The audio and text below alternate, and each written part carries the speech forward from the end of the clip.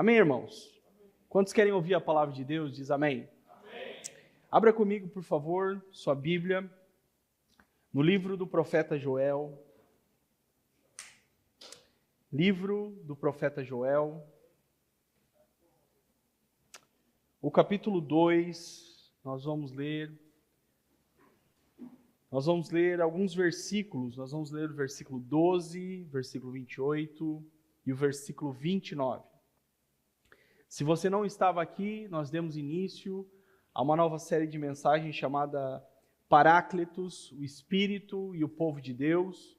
Para quem não sabe, essa expressão Paráclitos é um termo usado por Jesus no Evangelho de João, quando o Senhor se refere ao Espírito Santo. Paráclitos, geralmente, nas nossas Bíblias, é traduzido como Consolador. Mas, no seu sentido original, o termo vai muito além disso. Paráclitos é alguém que se coloca ao lado, é alguém que se ajoelha junto. Paráclitos é o ajudador, é o que intercede, é o que encoraja, é o que impulsiona. Então, esse termo Paráclitos, ele resume bem o que é o ministério do Espírito Santo. Então, a ideia dessa série, meus amados irmãos, é falarmos especificamente sobre o ministério do Espírito. Então, nós não vamos tratar de questões elementares sobre o Espírito Santo, como o nosso foco vai ser na operação, na atuação, nas implicações e no agir do Espírito na vida do povo de Deus. Amém? Hoje eu falo então sobre essa grande promessa que nós temos no Antigo Testamento, desse derramar do Espírito na vida do povo de Deus. E eu quero ler com você então o texto de Joel capítulo 2, começando lá no versículo 12, que diz assim: Ainda assim, agora mesmo, diz o Senhor, convertam-se a mim de todo o coração, com jejuns, com choro e com pranto. Agora você pula lá para o versículo 28. E acontecerá depois disso, que derramarei o meu espírito sobre toda a humanidade. Os filhos e as filhas de vocês profetizarão, os seus velhos sonharão, os seus jovens terão visões, e até sobre os servos e sobre as servas derramarei o meu espírito naqueles dias. Amém, irmãos? Curve sua fronte, por favor, vamos orar. Senhor amado, nosso Deus, nosso Pai celestial, Senhor, nós nos colocamos diante da Tua palavra, Senhor. Ela que é viva e eficaz, mais penetrante que espada alguma de dois gumes, que penetra, Senhor, na divisão da alma, que vai onde as palavras humanas não podem chegar, Senhor. A Tua palavra, através do Teu Espírito, é aquilo que convence as pessoas, aquilo que convence o homem, Senhor. Que nessa noite eu possa ser usado pelo Senhor como um instrumento nas Suas mãos, Senhor, para pregar a Sua palavra, Senhor, com fidelidade.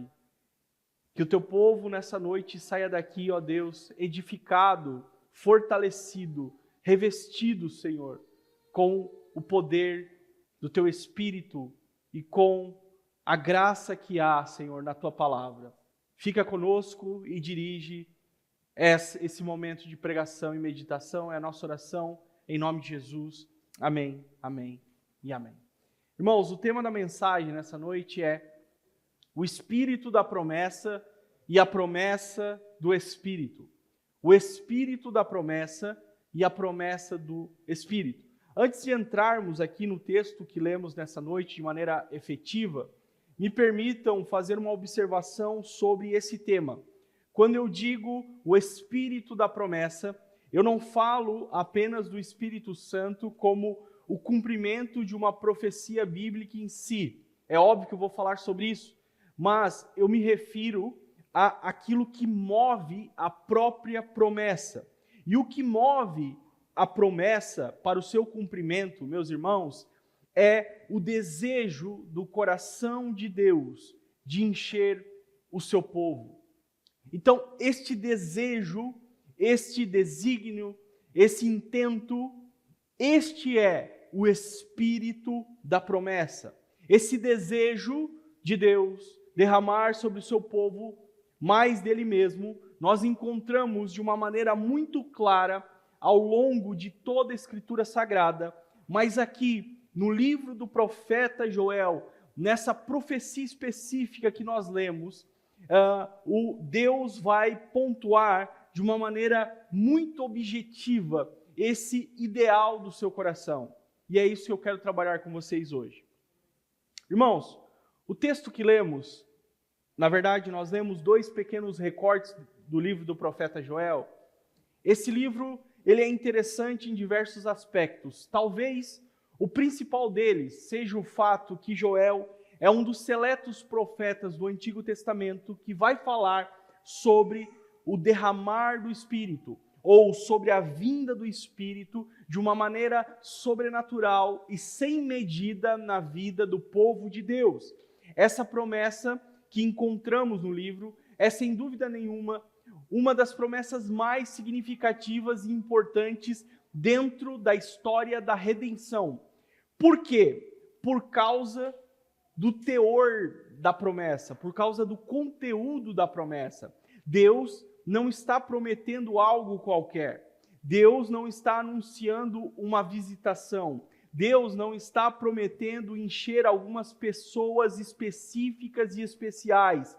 Deus está prometendo de uma maneira muito clara um derramamento poderoso e abrangente do seu Espírito. Esse é um dos motivos pelos quais Joel se destaca dentro dos profetas de Israel, porque ele não somente traz palavras de condenação, mesmo ele estando inserido em meio ao caos, ele não é um profeta do caos. Antes de mais nada, Joel é um profeta da consolação. Ainda que ele esteja inserido historicamente dentro de um contexto de destruição e devastação, as profecias contidas nesse pequeno livro apontam para a esperança e apontam para um novo tempo na história do povo de Deus.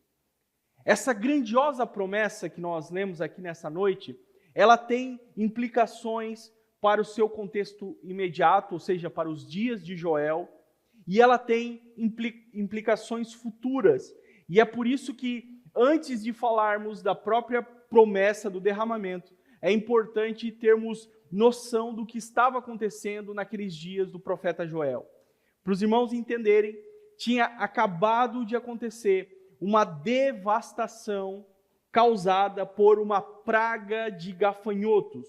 Um enxame de gafanhotos destruiu as plantações. Os gafanhotos trouxeram um verdadeiro prejuízo, muita devastação, muita perda econômica, perda financeira, que trouxe um verdadeiro caos social. Aliado a isso, houve também uma grande seca que estava assolando a terra de Judá. Talvez, irmãos, a gente não tenha dimensão desse estrago feito pelos gafanhotos, porque nós vivemos em meio a uma sociedade urbana e não estamos acostumados a ver enxames de gafanhotos por aí. Mas naquela região, naqueles dias, isso era relativamente comum. Para termos um pouquinho de noção da dimensão do estrago, do problema que fora causado por esses gafanhotos, um enxame de gafanhoto atacando uma lavoura é equivalente a uma grande catástrofe dos nossos dias, como, por exemplo, uma enchente, ou um ciclone, ou algo do gênero. Nós que vivemos aqui no sul do Brasil, em Santa Catarina, muitas vezes a gente vê alguns desses desastres acontecendo. Obviamente que no texto bíblico aqui, a catástrofe ela é diferente, mas ela é tão ruim quanto, até porque nós estamos falando de uma sociedade agrária, uma sociedade agropastoril, ou seja, as pessoas dependiam do plantio, as pessoas dependiam da colheita, da safra, das plantações, e às vezes eles esperavam por muitos meses para colher. E quando eles estavam esperando para colher, então, de repente, os gafanhotos atacaram e devastaram tudo. Então, a praga de gafanhotos, juntamente com a grande seca, trouxe um verdadeiro caos socioeconômico. Era um tempo de fome, era um tempo de seca, era um tempo de miséria. E para somar a isso, havia também uma ameaça estrangeira que vinha do norte. Muito possivelmente aqui era o Império da Síria, a Síria, que já estava ameaçando também invadir Judá e Jerusalém. Então, Deus, através do profeta, diante desse ambiente de instabilidade, o Senhor vai aproveitar a oportunidade. O Senhor vai aproveitar a oportunidade para convidar a todos, começando pelos sacerdotes, ou seja, começando pela casa de Deus. O Senhor vai convidar a todos, a nação inteira, a um arrependimento nacional. O profeta, ele faz então uma santa convocação. A proposta é que todos chorem, todos jejuem, todos clamem, todos rasguem os seus corações diante do Senhor e se voltem para Ele, a fim de que Deus, na sua infinita misericórdia, retenha o seu juízo, mude o quadro, mude as circunstâncias, mude essa situação. O que eu quero que você atente aqui é o seguinte: por que o profeta convida o povo ao arrependimento? Por que ele não convida o povo somente para orar e clamar diante da calamidade?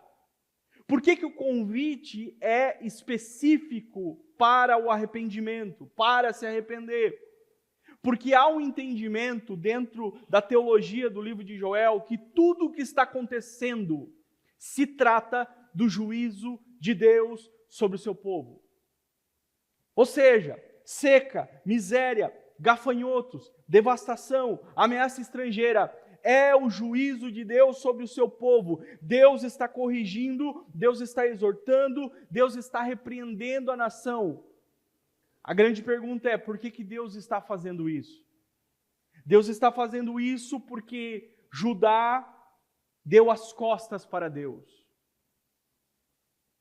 O povo de Judá, o reino do sul, o povo de Jerusalém está trilhando o seu próprio caminho. A grande questão é que eles mantêm um status religioso ativado. Eles mantêm o templo, uma religiosidade. Tem sacrifícios, tem culto, tem holocausto, tem oferta, tem dízimo. Mas eles não têm o mais importante: um coração voltado para Deus. Não tem intencionalidade, não tem devoção, não tem piedade naquilo que está sendo feito para o Senhor. Deus tinha se tornado para muitos deles apenas mais uma opção dentre o panteão de divindades do mundo antigo. E com isso, o povo tinha se afastado, flertado com os ídolos das nações. Conscientemente, eles transgrediram a lei e a aliança, se prostituíram espiritualmente falando, estavam seguindo os seus próprios caminhos.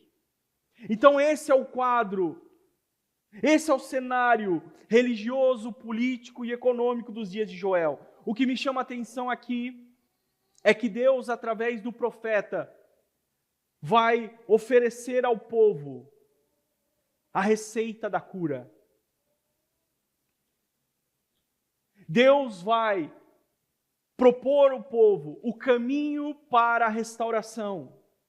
Sabe por quê? Porque Deus não tem prazer em derramar o juízo sobre o seu povo. Não é juízo que Deus deseja derramar sobre nós, sobre os seus filhos. Deus não tem prazer em ver o seu povo sofrer. Deus não é um ancião sentado em um trono com raios em suas mãos, esperando para o seu erro, para Ele te castigar, para te punir.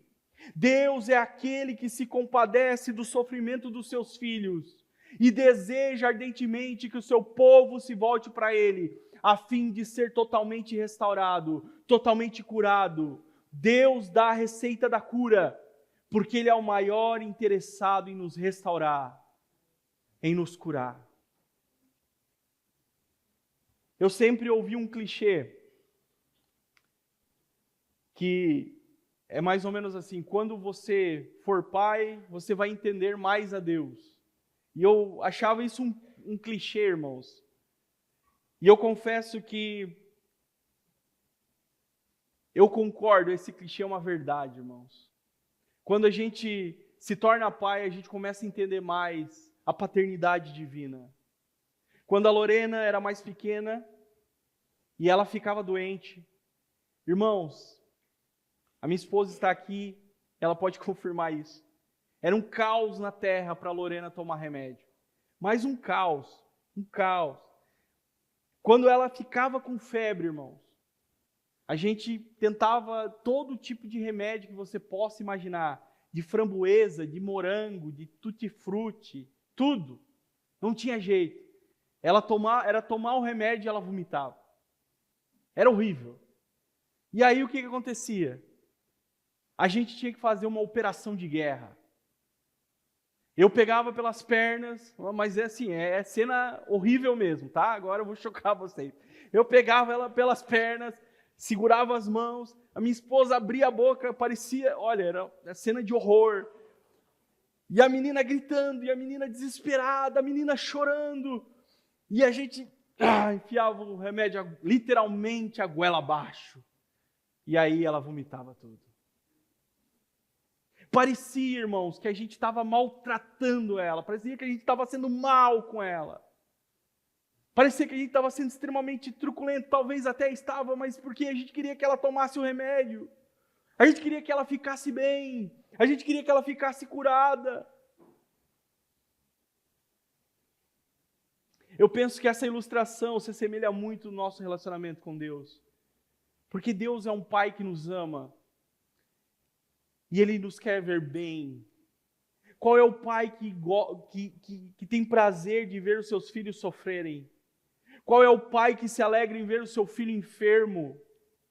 O Senhor propõe a receita da cura, porque Ele deseja a nossa saúde espiritual. O grande problema é que às vezes a gente é como essa criança, que não quer tomar remédio, ficamos esperneando, e rejeitando aquilo que pode nos trazer a cura. E às vezes, talvez, achando até que o Pai está sendo um pouco hostil com a gente. Quando, na verdade, o Senhor deseja a nossa restauração. Era isso que o Senhor, irmãos, está propondo para ajudar. É isso que o Senhor está propondo para o seu povo. Então, preste atenção. Tudo aquilo que eles estavam vivendo, tudo aquilo que estava acontecendo, era o Senhor chamando a atenção do seu povo, para que o seu povo se voltasse para Ele de todo o coração. Por isso, no capítulo 2, no versículo 12, o texto diz assim: ainda assim, agora mesmo, diz o Senhor, convertam-se a mim de todo o coração. Olha que detalhe interessante. Deus está dizendo, ainda sim. David Hubbard fala que ainda assim é sobre a condição que o povo estava vivendo. Ou seja, ainda assim o quê? Ainda assim, diante de tudo que eles estão passando, ainda que eles se afastaram, ainda que eles transgrediram, ainda que eles viraram as costas, estão seguindo os seus próprios caminhos, ainda que tudo está um caos, ainda assim, o texto diz, agora mesmo. Olha só, agora mesmo. Não é amanhã, não é depois, não é na próxima festividade, não é no próximo culto. Agora mesmo. O Senhor diz, convertam-se a mim, voltem-se para mim, voltem os seus caminhos para mim. Deus está chamando o seu povo para que o seu povo se volte para Ele imediatamente. Essa é a receita da cura. Essa é a receita para a restauração nacional. Esse é o caminho para que a restauração venha sobre o povo de Deus. Esse é o caminho para que a misericórdia venha, para que cesse o juízo, para que a mão do Senhor seja estendida em nosso favor.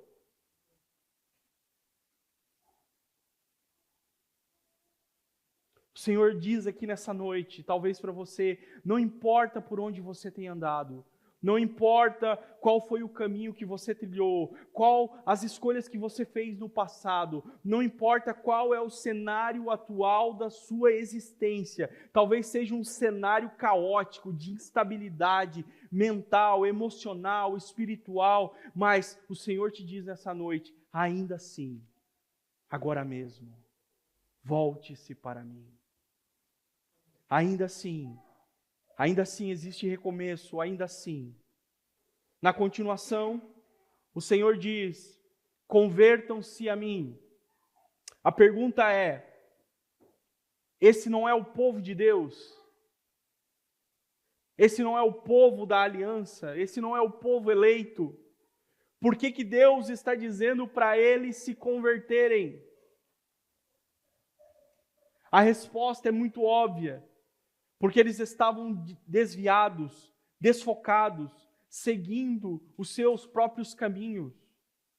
Precisamos entender aqui, irmãos, o que significa a expressão convertam-se. Conversão aqui, preste atenção nisso, não é meramente mudança de linguajar. Mudança de linguajar não pode resumir o que é conversão.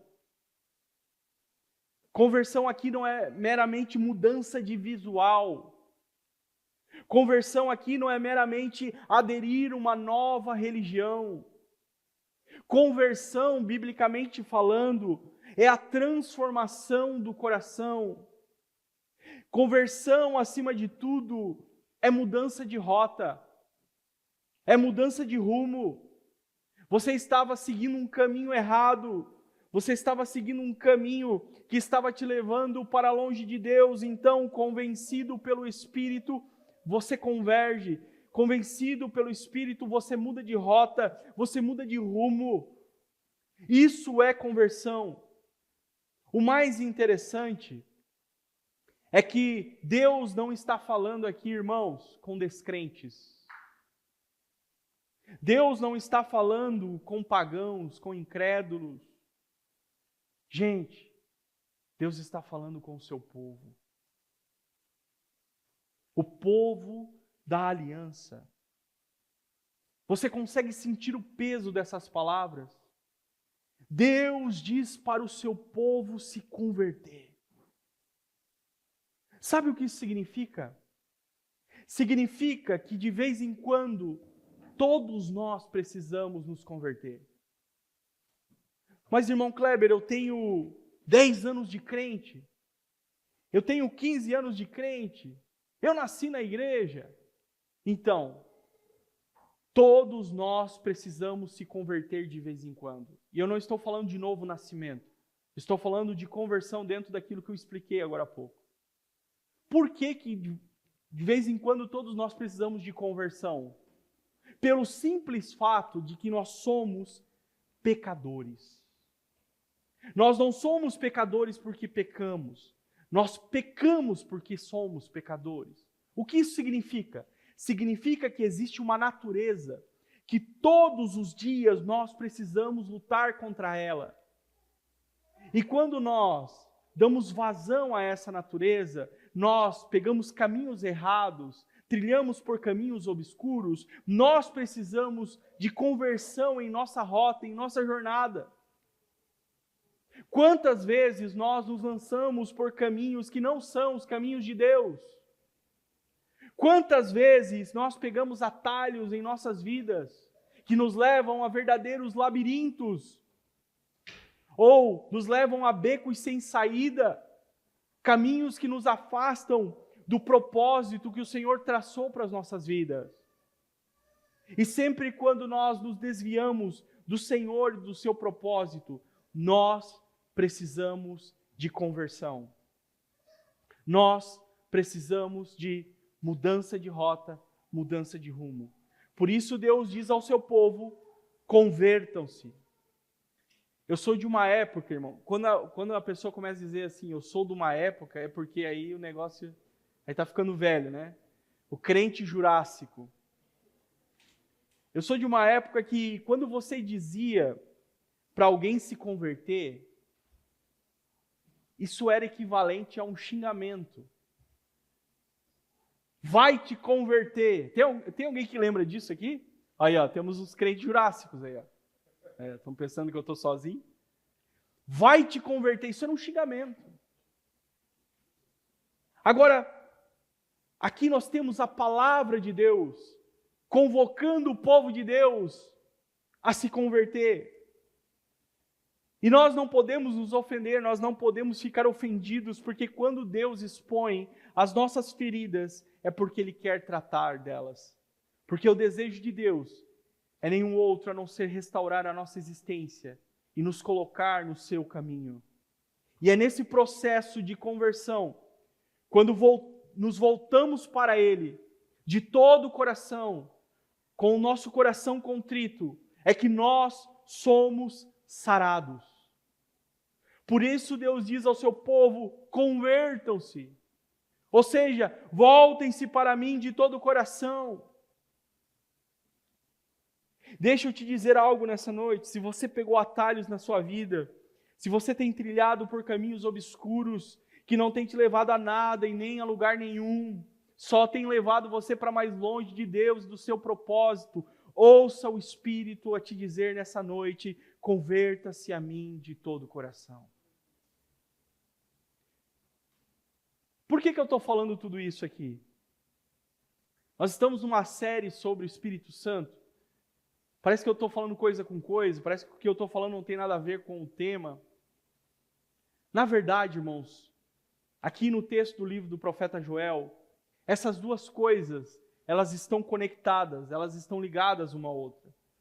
Porque o derramar do Espírito, ele viria após o arrependimento de Judá. É isso que o livro nos mostra. Então, aqui no livro, sem arrependimento, não existe o derramamento. Isso significa que nós não podemos ser cheios do Espírito Santo se antes não tivermos previamente nos arrependido dos nossos pecados. Portanto, sem arrependimento, não pode haver derramamento. Essa ordem dos eventos aqui, primeiro arrependimento, depois derramamento, também pode ser vista em Atos dos Apóstolos, no capítulo 2, versículo 38.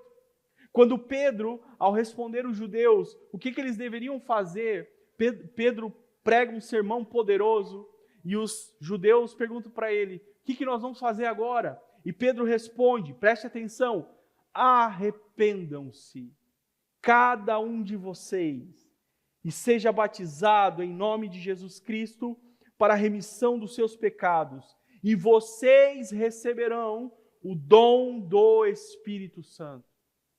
Perceba que a ordem de Pedro aqui é, primeiro o arrependimento, depois o dom do Espírito. Primeiro arrependimento, depois vem o Espírito Santo.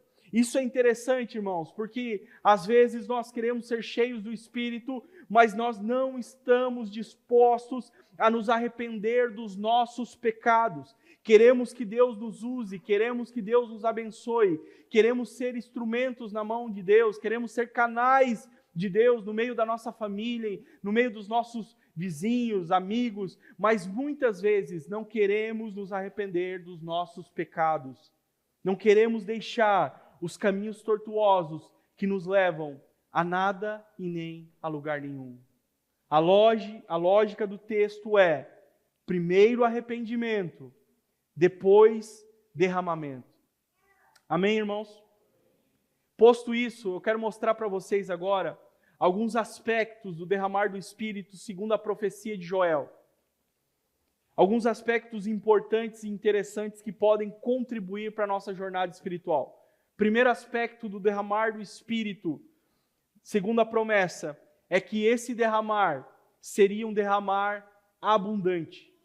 Olha o que o versículo 28 diz. Acontecerá depois disso que derramarei o meu Espírito. Disso o quê? Do que o profeta está falando? Depois do arrependimento e depois da restauração nacional. Deus iria restaurar a terra. Deus faz a promessa da restauração da terra.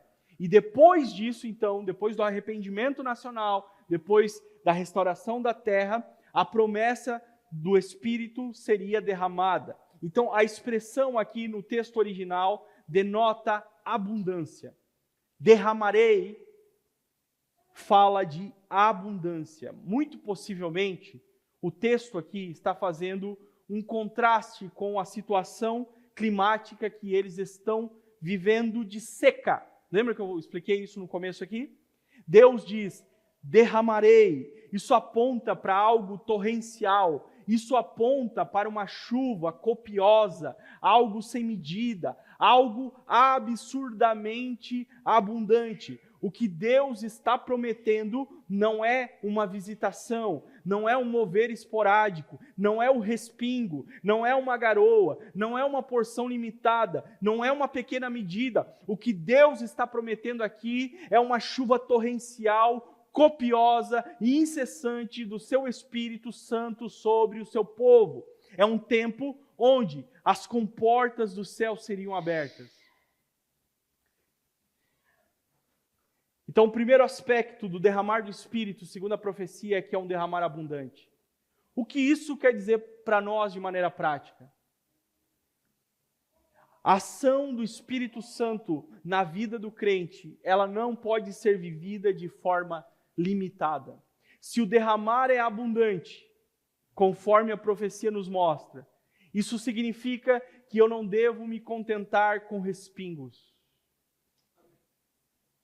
Eu não devo me contentar com a garoa. Eu não devo viver de forma rasa. Se o derramar é abundante, eu devo buscar essa plenitude que Deus prometeu, crendo que Ele deseja derramar sobre nós, crendo que Ele deseja nos encher, crendo que existe uma fonte inesgotável para todos nós. Quando você olha para Atos dos Apóstolos, você vê que em vários momentos eles são cheios. Não é somente em Pentecoste, meus irmãos. Leia Atos que você vai ver. Não é somente uma vez que eles são cheios. Não é somente em uma ocasião. São várias e várias vezes que eles são cheios. É comum em Atos, Lucas usar essa expressão. E todos foram cheios do Espírito Santo. E eles foram cheios do Espírito Santo. Fulano foi cheio do Espírito Santo. Essa é a realidade da igreja primitiva. Uma igreja que caminha no poder do Espírito. Mas quando olhamos para a igreja moderna, o que enxergamos a respeito dessa realidade? O que acontece conosco? O que acontece em nossa jornada, muitas vezes, é que nós nos acostumamos. Nos acostumamos e nos conformamos a vir à igreja e viver uma vida regrada, religiosamente falando, nos conformamos em sentir arrepios, nos conformamos em ter algumas experiências aqui e ali, de arrepio na pele, dar uma choradinha de vez em quando, alguns nem choram mais. Nos conformamos em viver o nosso cristianismo intelectualizado, o nosso cristianismo filosófico, apático. E muitas vezes, irmãos, abrimos mão dos tesouros eternos. Abrimos mão da riqueza e do poder do Espírito que existe disponível para nós. Nos conformamos em molhar os pés na beira da praia, sendo que existe um oceano para a gente mergulhar. Então, o que precisamos entender é que o derramar é abundante. Por isso, não podemos nos conformar com respingos. Não podemos viver uma vida somente de saudosismo e lembranças daquilo que vivemos com Deus no passado. Isso é bom, isso é importante, isso nutre a nossa fé. Mas o Senhor quer derramar coisas novas sobre nós, sobre as nossas vidas. O Senhor quer nos dar novas experiências. O Senhor quer nos dar novos dons. O Senhor quer nos encher continuamente. O derramar do Espírito é abundante e o Senhor está disponível a todos aqueles que se voltam para Ele com o seu coração contrito.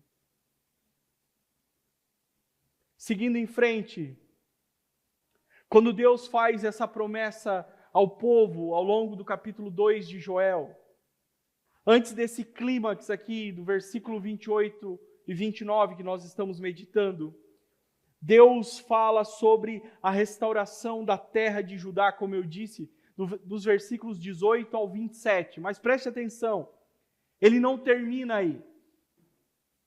Ele não termina na restauração da terra. Deus não está falando ao povo de Judá em apenas devolver plantações. Deus não está falando ao povo de Judá em apenas restaurar os bens materiais, a dar colheitas novamente para eles, em restaurar a terra novamente. Tudo isso é importante. Tudo isso é importante, haja vista que tudo aquilo que eles passaram, a catástrofe que eles acabaram de passar.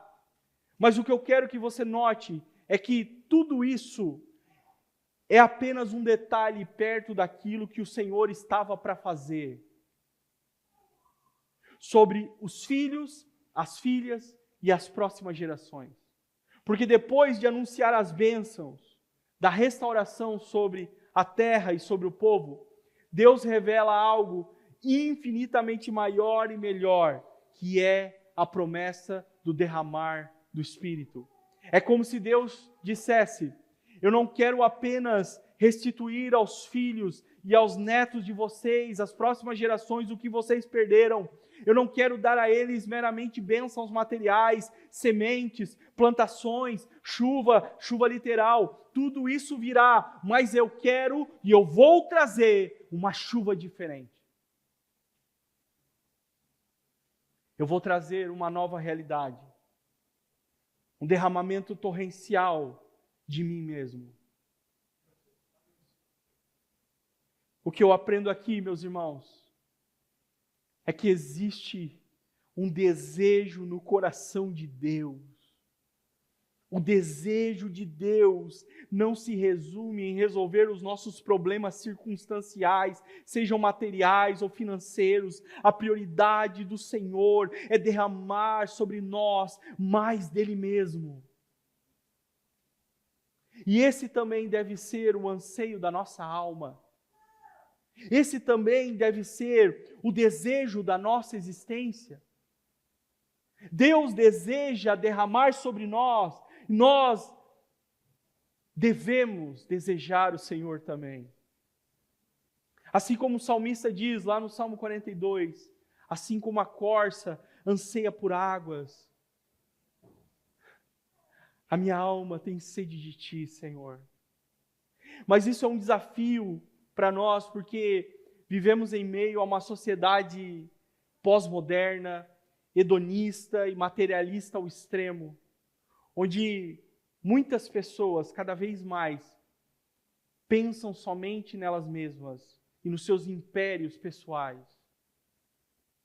Eu creio, meus irmãos, sinceramente, que Deus tem sim prazer de abençoar os seus filhos, Deus tem sim prazer de abrir as portas, Deus tem o prazer de derramar sobre nós bênçãos em todos os aspectos, mas que nós possamos ter esse entendimento nessa noite, que o mais importante que a bênção é o Deus da bênção. E esse Deus da bênção tem o desejo de te encher. O Deus da bênção tem o prazer de derramar sobre você mais dele mesmo. Amém, irmãos? Então aqui Deus está prometendo algo muito maior que bênçãos materiais. Algo que afetaria os filhos, as filhas, os servos, os jovens. Então o primeiro aspecto do derramar do Espírito é que ele é abundante. E o segundo aspecto é que ele é transbordante. Ou seja, esse derramar do Espírito, ele transborda, afetando tudo em minha volta. Ele não diz respeito somente a mim mesmo. Ele começa em mim, mas ele não para em mim. Quando isso acontece, nós temos o que chamamos de avivamento. O avivamento nada mais é do que esse transbordar. Quando o derramar do Espírito transborda e começa a afetar tudo em minha volta. Eu não sei se você já ouviu falar do avivamento que aconteceu em País de Gales. Esse avivamento aconteceu no início do século XX, em 1904, e começou de uma forma muito simples, sem grandes estruturas, sem grandes igrejas envolvidas. Começou através da vida de um jovem chamado Evan Roberts. Ele, juntamente com outros jovens, em um contexto de sala de oração, começaram a buscar o Senhor intensamente. Começaram a buscar o Senhor de todo o coração. E de repente, Deus começou a visitar aquelas reuniões de oração. E de repente, o que era algumas pessoas se tornou centenas de pessoas e foi aumentando, e foi aumentando. E de repente, as igrejas dos bairros foram aumentando de pessoas, foram enchendo e de repente o país inteiro foi tocado pelo poder do Espírito. O fogo se espalhou de uma maneira rápida. As igrejas ficaram cheias, sem precisar de convites formais. Sabe qual foi o resultado desse grande mover de Deus? Toda a nação, País de Gales, foi sacudido pelo poder do Espírito. A ponto de bares ficarem vazios, prostíbulos fecharem, a violência caiu, a criminalidade caiu, os tribunais não tinham causas para julgar, a polícia não tinha trabalho. Havia uma atmosfera espiritual do derramar do Espírito que impactou toda a nação. E esse derramar do Espírito, ele foi transbordante, ele teve implicações na sociedade. Desse avivamento saíram vários movimentos missionários e outras pessoas que foram usadas por Deus em outros contextos. Esse é o efeito do derramar do Espírito. É um transbordar que vai afetando todas e várias áreas da sociedade. Por isso que o reverendo Martyn Lloyd-Jones, ele diz: só existe uma esperança para este mundo, que é o povo de Deus experimentando um verdadeiro avivamento. Olha que interessante essa frase. Só existe uma esperança para este mundo, que é o povo de Deus experimentando o verdadeiro avivamento. Por que ele está falando isso aqui? Porque quando o povo de Deus experimenta um avivamento genuíno, o mundo em volta começa a ser afetado. O mundo em volta começa a ser impactado. A violência diminui, a criminalidade diminui, a corrupção diminui. As pessoas não somente aderem ao novo sistema religioso, não, elas são transformadas pelo poder da palavra e pelo poder do Espírito. Porque o efeito do derramar do Espírito, ele é transbordante. Hoje no Brasil, nós temos, segundo os dados atualizados do IBGE, cerca de 55 milhões de brasileiros ou de pessoas que se dizem cristãos evangélicos. Se a gente for somar todas as tradições cristãs, a gente chega à marca de 86% dos brasileiros que se dizem cristãos. Esse número, ele é tão grande que ultrapassa a população de muitos países. Só que quando você olha para a realidade do Brasil, você percebe que é um país afundado em corrupção. Sim ou não? É um país cheio de violência. É um país que tem exploração infantil. É só a gente olhar lá para a ilha de Marajó. Todo mundo sabe o que está acontecendo lá, mas ninguém faz nada. É um país cheio de violência, exploração infantil.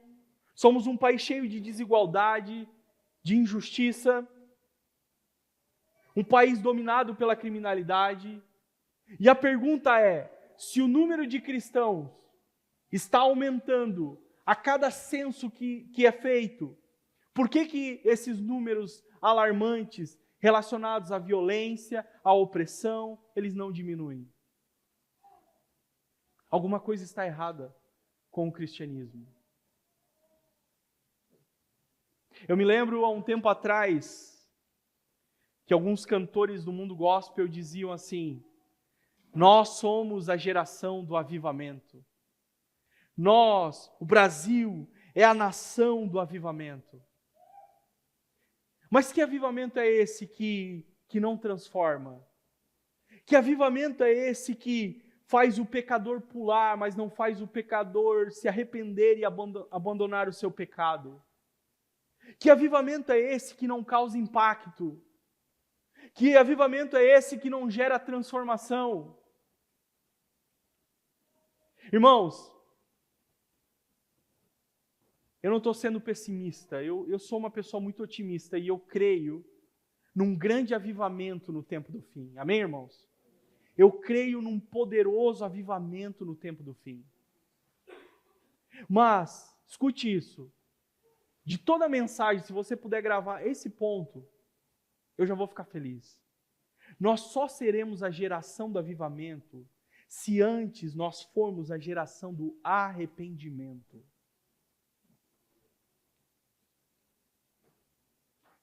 Se tivermos totalmente voltados para Deus, ainda que frágeis, mas contritos, ainda que fracos, mas dependentes do Senhor, mesmo que cambaleantes, mas com os nossos corações totalmente voltados para Ele, aí sim nós experimentaremos esse derramar que é abundante e é transbordante.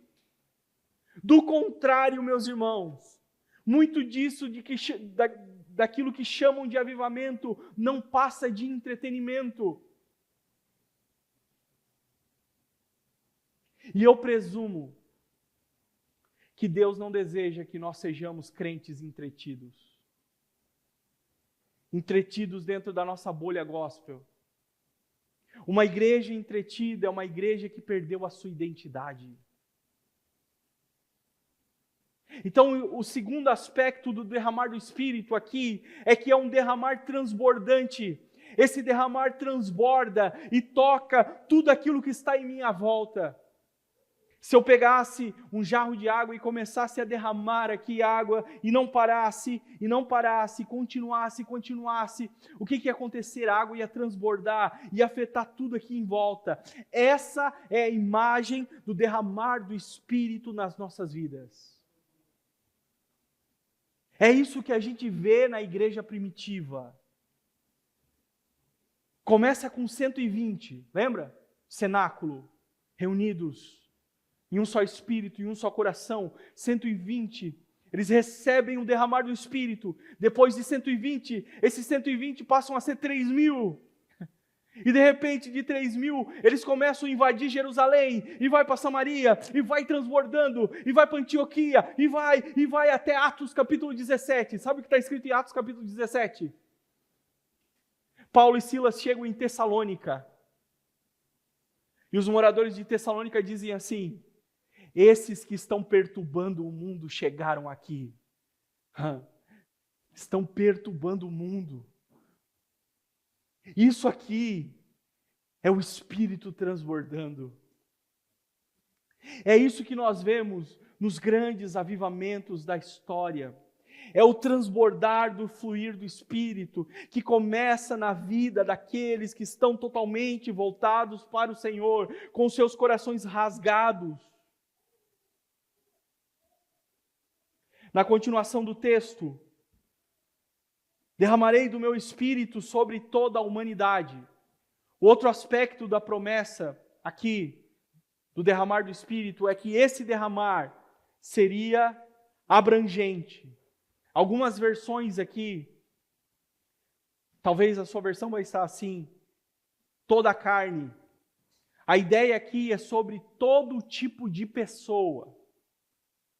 Lembra no Antigo Testamento, o Espírito, ele vinha sobre algumas pessoas específicas, como juízes, profetas, sacerdotes. Essas pessoas, elas eram cheias do Espírito para realizar a obra de Deus. Então, na antiga aliança, o ser cheio do Espírito era privilégio de alguns, era privilégio de poucos. O que Deus está falando é que agora, no tempo da nova aliança, todo o seu povo teria esse privilégio. Perceba que os versículos 28 e 29, o autor ele constrói um paralelismo. Filhos e filhas, velhos e jovens, servos e servas. Dentro aqui da forma escrita hebraica, isso nos aponta para a ideia de completude. Ou seja, o que o texto está dizendo, dentro do povo de Deus, ninguém será excluído. Ninguém não será apto para receber esse derramar. De ninguém se poderá dizer, você não pode receber o Espírito Santo, você é novo demais, você é jovem demais, você é velho demais, você é de uma classe inferior. Não, o Espírito Santo está disponível para todos. Não está disponível somente para o líder, para o pastor, para o clérigo. O Espírito Santo está disponível para todos e todos podem ser cheios. E por ser um derramar abrangente, ele vem quebrando barreiras. Eu acho isso uma das coisas mais lindas dessa promessa. Esse derramar, ele vem quebrando as barreiras, a barreira de gênero, a barreira etária, a barreira social. O texto diz, filhos e filhas, jovens e velhos, servos e servas. O texto está nos dizendo que o derramar do Espírito, ele será tão poderoso, tão democrático, tão inclusivo, tão apoteótico, que não haverá barreira nenhuma que vai impedir que alguém dentre o povo de Deus possa ser cheio dele. O quarto aspecto do derramar do Espírito, e aqui eu estou caminhando para o final, dentro da profecia de Joel, é que esse derramar do Espírito, ele seria transformador. Então vamos recapitular. O derramar do Espírito, segundo a promessa, é abundante. Por ser abundante, é transbordante. O derramar do Espírito também é abrangente e ele quebra as barreiras. E o derramar do Espírito, o quarto aspecto, é que ele é transformador. Quando o Espírito vem sobre nós, ele vem com seu poder transformador. Deixamos de ser meros espectadores e passamos a ser participantes ativos na missão de Deus na história. O Espírito nos habilita a fazermos parte daquilo que Deus está fazendo no mundo. O que precisamos entender é que Deus está em missão. A Santíssima Trindade está em missão. O Pai envia o Filho envia o Espírito envia a igreja. Deus está em missão, portanto, o povo de Deus também está em missão. E para fazer missão, Deus nos concede o seu Espírito, que nos transforma, como eu disse, de espectadores em testemunhas poderosas do seu Evangelho. Por isso, sem o Espírito é impossível. Sem o Espírito é impossível, porque é Ele que nos habilita, é Ele que nos capacita, é Ele que nos transforma, é Ele que nos faz, aleluia, testemunhas fiéis do Evangelho. Perceba, meus irmãos, que dentro desse paralelismo, nós temos agora os efeitos do Espírito no povo de Deus. O texto diz, profetizarão, terão visões e sonhos. Eu preciso que você redobre a sua atenção agora. Essas três coisas, profetizarão, terão visões e sonhos. elas não são verdades separadas.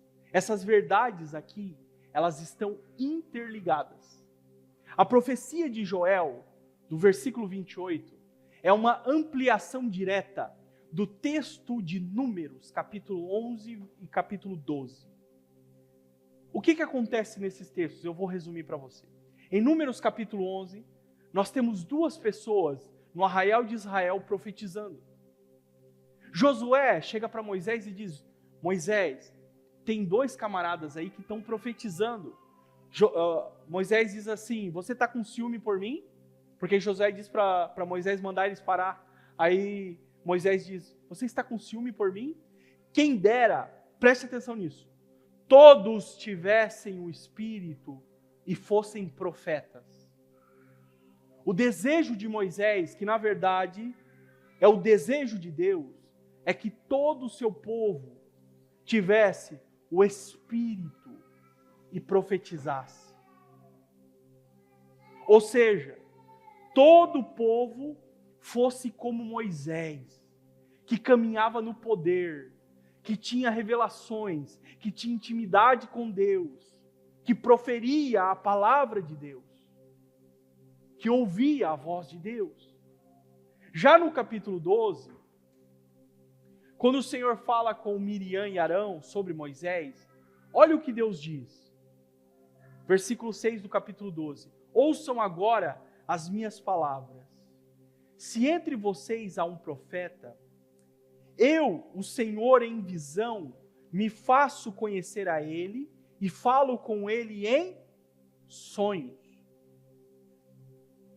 Profecia, visão e sonhos. Então, quando Deus separava um profeta na antiga aliança, era assim que Deus se comunicava: palavra, visão e sonhos. O que o texto está nos ensinando é que, aqui em Joel, é que nesse tempo do derramar do Espírito na igreja, o povo da aliança seria um povo profético, que ouve Deus de diversas formas possíveis e proclama ao mundo a palavra de Deus através do Espírito, uma comunidade de profetas, onde não somente uma pessoa exclusiva e privilegiada teria experiências com Deus, mas todos, desde o maior até o menor, desde o mais moço até o mais velho. Por isso, meus irmãos, a igreja, ela tem uma identidade profética. E aqui eu sei que essa palavra ela está muito desgastada. Alguns até têm arrepios de ouvir profético, profecia, enfim. Mas nós precisamos entender o que é profecia aqui no contexto do Antigo Testamento. Profecia aqui, o profeta aqui no Antigo Testamento, ele não somente falava sobre o futuro. Se você lê Jeremias, se você lê os outros profetas, você percebe que eles eram homens que falavam no presente, utilizando a palavra de Deus. Eles pregavam com ousadia, eles confrontavam reis, sacerdotes e o povo, usando a palavra de Deus, expondo a palavra de Deus. E muitas vezes eles também se utilizavam de predições. Por isso que eu disse que um dos efeitos do derramar do Espírito é que ele é transformador.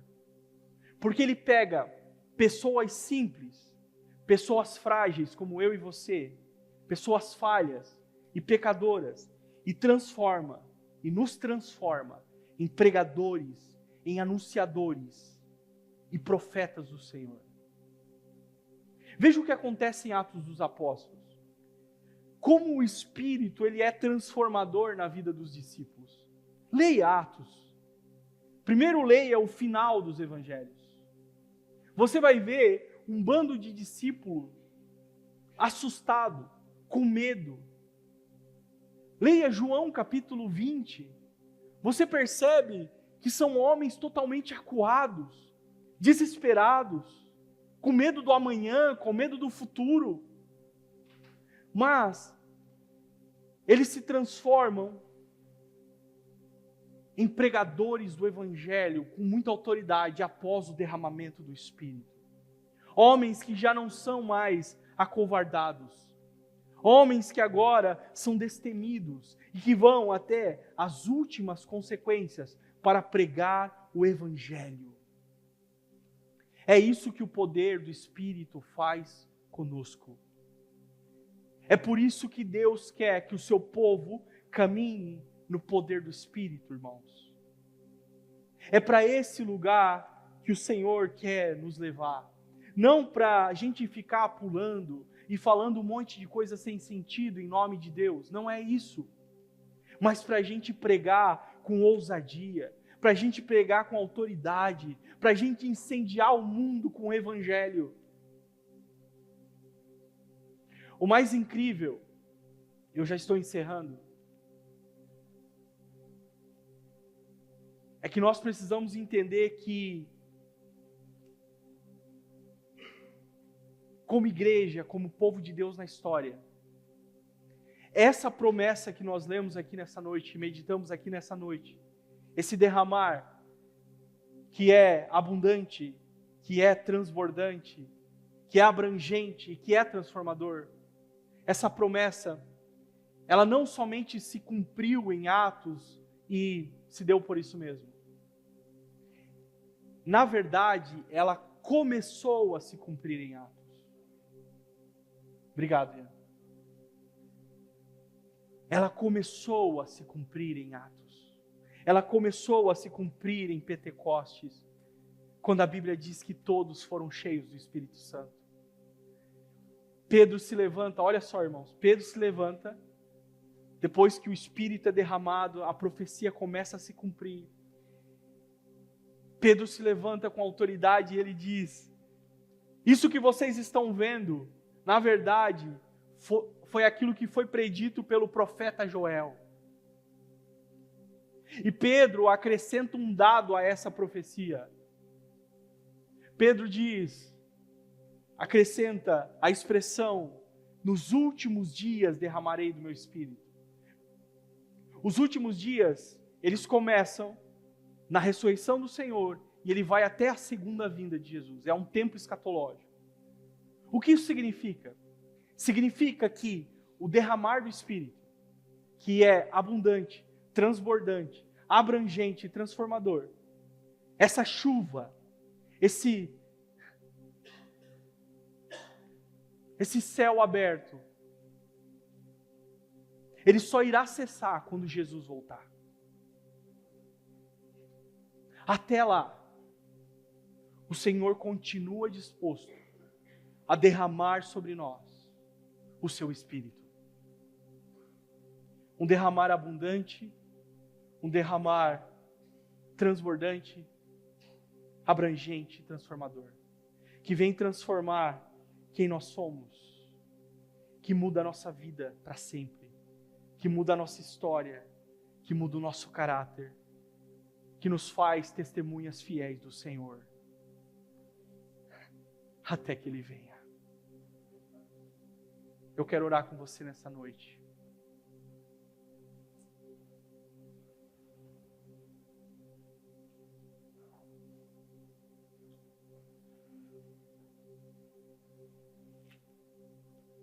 Aleluia.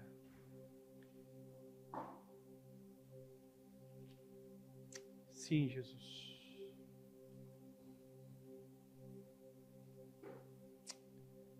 Ah, Senhor. Obrigado pela sua promessa, Senhor. O Senhor é o agente da promessa.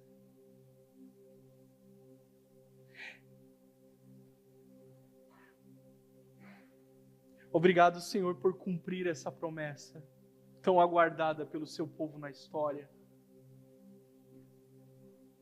Obrigado, Senhor, por nos dar a oportunidade, Senhor, de sermos cheios do Teu Espírito, ó Deus. Senhor, nessa noite, eu oro pelo Seu povo.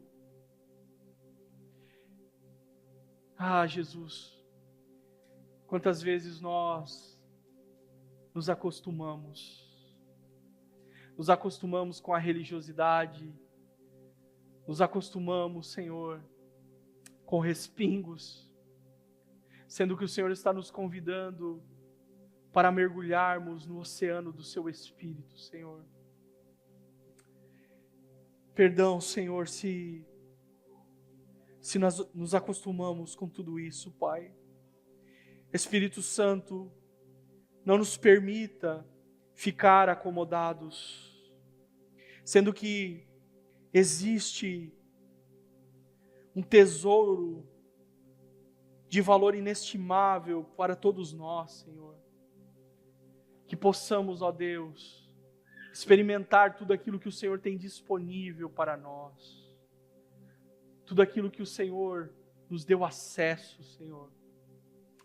Senhor, eu oro nessa noite, se tem alguém aqui nesse recinto, nesse ambiente, que tem traumas com relação a experiências passadas, de lugares que o teu filho e a tua filha frequentavam, que de alguma forma faziam mau uso dos dons, ou te utilizavam a sua palavra, Senhor, para um fim inadequado. Eu oro por pessoas machucadas pela igreja, Senhor, machucadas pela religiosidade. Ah, Senhor, que essa série venha trazer vida sobre nós, que essa série venha trazer mais fome em nós, Senhor, pela busca do Teu Espírito. Não nos deixe, Senhor, nos acostumar, não nos deixe viver apáticos à Sua presença, apáticos ao Seu mover. Ó Espírito Santo, vem sobre nós, vem sobre a Sua igreja, Senhor, vem sobre a Mosaico, vem ampliar neste lugar o nosso entendimento sobre as riquezas espirituais. Venha trazendo novos dons sobre nós. Assim oramos nessa noite, ó Deus, e te agradecemos pela Sua santa e preciosa palavra, que nós possamos vivê-la de forma integral em nossas vidas. Assim oramos e te agradecemos, em nome de Jesus. Amém e amém. Você pode dar uma salva de palmas para Jesus? Amém.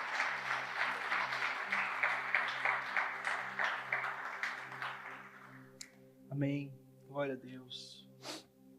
Deus é bom. Alguém pode acender a luz lá para mim, por favor? Amém. Obrigado. Gente, vocês estão aí? Glória a Deus. Glória a Deus, que possamos perseguir esse ideal. O Senhor tem mais para nós. O Senhor deseja derramar sobre nós mais o Seu Espírito. Amém?